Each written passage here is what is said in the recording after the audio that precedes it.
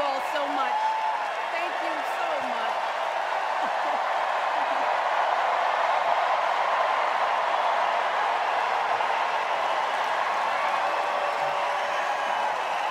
Okay. Hey. Hello, Chicago. Yeah. All right.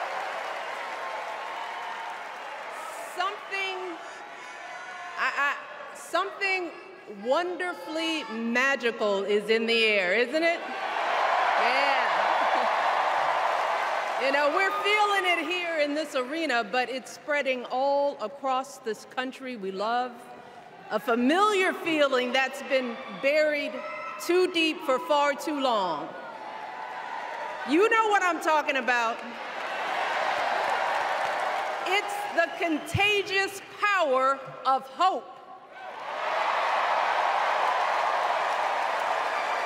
The anticipation, the energy, the exhilaration of once again being on the cusp of a brighter day. The chance to vanquish the demons of fear, division, and hate that have consumed us and continue pursuing the unfinished promise of this great nation, the dream that our parents and grandparents fought and died and sacrificed for. America, hope is making a comeback. Yeah.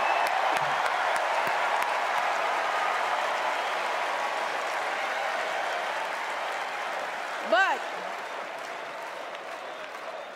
to be honest, I am realizing that until recently, I have mourned the dimming of that hope. And maybe you've experienced the same feelings, that deep pit in my stomach, a palpable sense of dread about the future. And for me, that mourning has also been mixed with my own personal grief. The last time I was here in my hometown was to memorialize my mother, the woman who showed me the meaning of hard work and humility and decency, the woman who set my moral compass high and showed me the power of my own voice. Folks,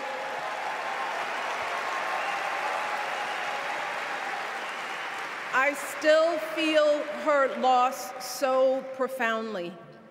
I wasn't even sure if I'd be steady enough to stand before you tonight, but my heart compelled me to be here because of the sense of duty that I feel to honor her memory and to remind us all not to squander the sacrifices our elders made to give us a better future. You see, my mom, in her steady, quiet way, lived out that striving sense of hope every single day of her life. She believed that all children, all people have value, that anyone can succeed if given the opportunity. She and my father didn't aspire to be wealthy. In fact, they were suspicious of folks who took more than they needed. They understood that it wasn't enough for their kids to thrive if everyone else around us was drowning. So my mother volunteered at the local school. She always looked out for the other kids on the block. She was glad to do the thankless, unglamorous work that for generations has strengthened the fabric of this nation. The belief that if you do unto others, if you love thy neighbor, if you work and scrape and sacrifice, it will pay off. If not for you, then maybe for your children or your grandchildren. You see, those values have been passed on through family farms and factory towns, through tree-lined streets and crowded tenements, through prayer groups and National Guard units and social studies classrooms. Those were the values my mother poured into me until her very last breath. Kamala Harris and I built our lives on those same foundational values. Even though our mothers grew up an ocean apart, they shared the same belief in the promise of this country. That's why her mother moved here from India at 19. It's why she taught Kamala about justice, about the obligation to lift others up, about our responsibility to give more than we take. She'd often tell her daughter, "Don't sit around and complain about things, do something." So, with that voice in her head, Kamala went out and she worked hard in school, graduating from an HBCU, earning her law degree at a state school. And then she went on to work for the people, fighting to hold lawbreakers accountable, strengthening the rule of law, fighting to get folks better wages, cheaper prescription drugs, a good education, decent health care, child care, elder care. From a middle-class household, Kamala worked her way up to become Vice President of the United States of America. My girl, Kamala Harris, is more than ready for this moment. She is one of the most qualified people ever to seek the office of the presidency. And she is one of the most dignified. A tribute to her mother, to my mother, and to your mother too. The embodiment of the stories we tell ourselves about this country. Her story is your story. It's my story. It's the story of the vast majority of Americans trying to build a better life. Look, Kamala knows, like we do, that regardless of where you come from, what you look like, who you love, how you worship, or what's in your bank account, we all deserve the opportunity to build a decent life. All of our contributions deserve to be accepted and valued. Because no one has a monopoly on what it means to be an American. No one.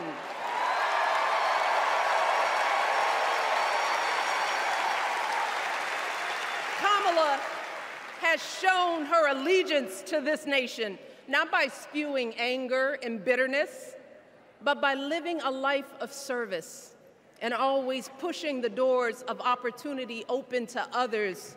She understands that most of us will never be afforded the grace of failing forward. We will never benefit from the affirmative action of generational wealth.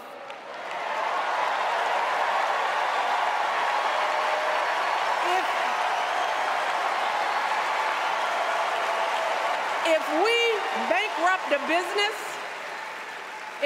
bankrupt a business or choke in a crisis, we don't get a second, third, or fourth chance. If things don't go our way, we don't have the luxury of whining or cheating others to get further ahead. No. We don't get to change the rules so we always win. If we see a mountain in front of us, we don't expect there to be an escalator waiting to take us to the top. No. We put our heads down. We get to work. In America, we do something. And throughout her entire life, that's what we've seen from Kamala Harris. The steel of her spine, the steadiness of her upbringing, the honesty of her example, and yes, the joy of her laughter and her light. It couldn't be more obvious. Of the two major candidates in this race, Only Kamala Harris truly understands the unseen labor and unwavering commitment that has always made America great.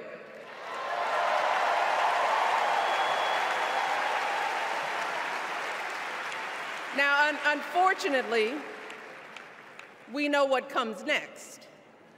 We know folks are going to do everything they can to distort her truth. My husband and I sadly know a little something about this.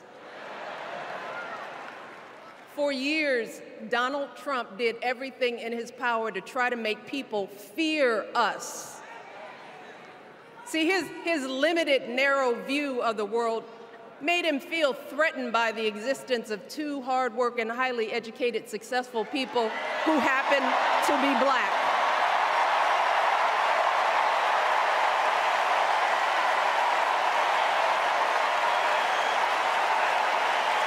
Wait.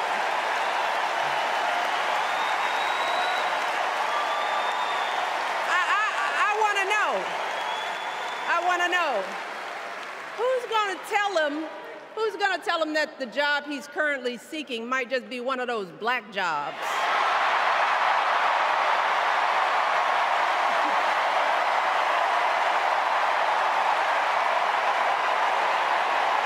Look,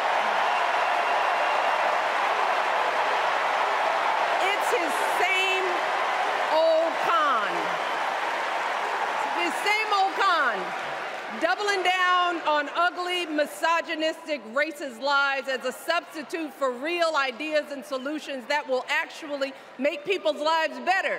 Look, because cutting our health care, taking away our freedom to control our bodies, the freedom to become a mother through IVF like I did, those things are not going to improve the health outcomes of our wives, mothers, and daughters. Shutting down the Department of Education, banning our books, none of that will prepare our kids for the future. Demonizing our children for being who they are and loving who they love, look, that doesn't make anybody's life better.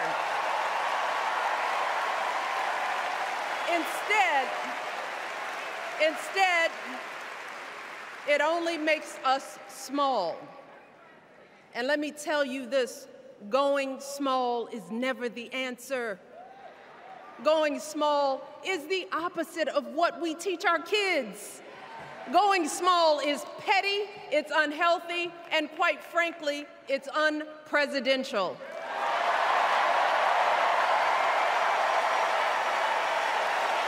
So, why would any of us accept this from anyone seeking our highest office? Why would we normalize that type of backward leadership?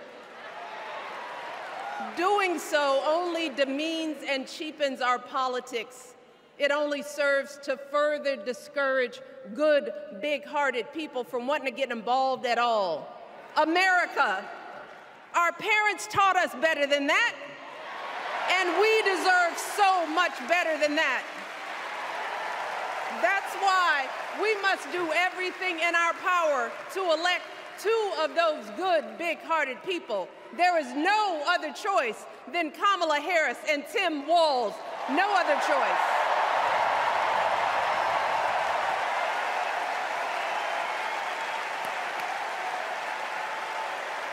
But as we embrace this renewed sense of hope, let us not forget the despair we have felt. Let us not forget what we are up against. Yes, Kamala and Tim are doing great now. We're loving it. They're packing arenas across the country. Folks are energized. We are feeling good. But remember, there are still so many people who are desperate for a different outcome, who are ready to question and criticize every move Kamala makes, who are eager to spread those lies, who don't want to vote for a woman, who will continue to prioritize building their wealth over ensuring that everyone has enough.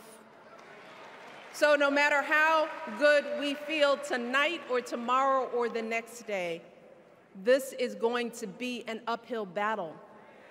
So folks, we cannot be our own worst enemies. No. See, because the minute something goes wrong, the minute a lie takes hold, folks, we cannot start wringing our hands. We cannot get a Goldilocks complex about whether everything is just right. And we cannot indulge our anxieties about whether this country will elect someone like Kamala instead of doing everything we can to get someone like Kamala elected.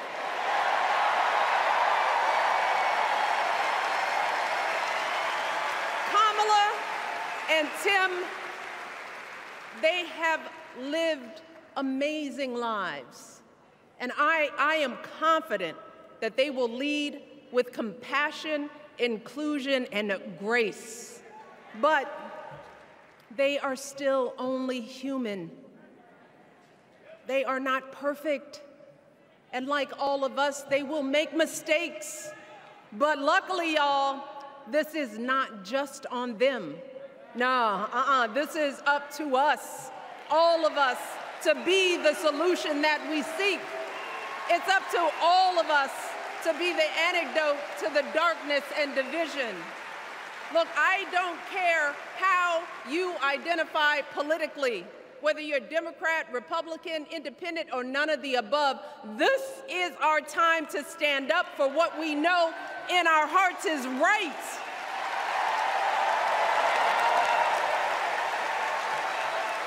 To stand up, not just for our basic freedoms, but for decency and humanity, for basic respect, dignity, and empathy, for the values at the very foundation of this democracy. It's up to us to remember what Kamala's mother told her. Don't just sit around and complain, do something. So if they lie about her, and they will, we've got to do something. If we see a bad poll, and we will, we got to put down that phone and do something. If we start feeling tired, if we start feeling that dread creeping back in, we got to pick ourselves up, throw water on our face, and what? We only have 2.5 months, y'all, to get this done. Only 11 weeks to make sure every single person we know is registered and has a voting plan. So we cannot afford for anyone America to sit on their hands and wait to be called. Don't complain if no one from the campaign has specifically reached out to you to ask you for your support. There is simply no time for that kind of foolishness. You know what you need to do. So, consider this to be your official ask. Michelle Obama is asking you, no, I'm telling y'all to do something.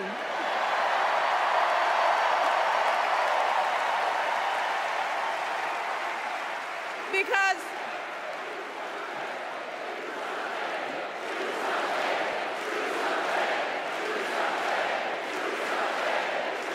you all,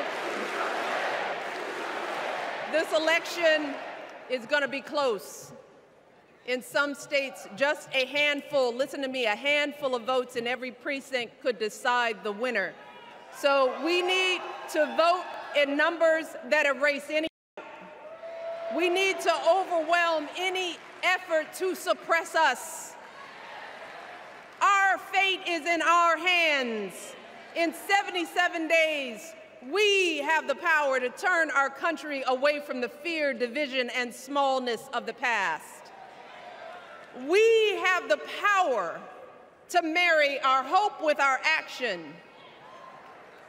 We have the power to pay forward the love, sweat, and sacrifice of our mothers and fathers and all those who came before us.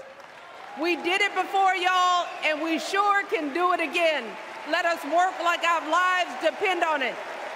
And let us keep moving our country forward and go higher, yes, always higher than we've ever gone before as we elect the next President and Vice President of the United States, Kamala Harris and Tim Walz.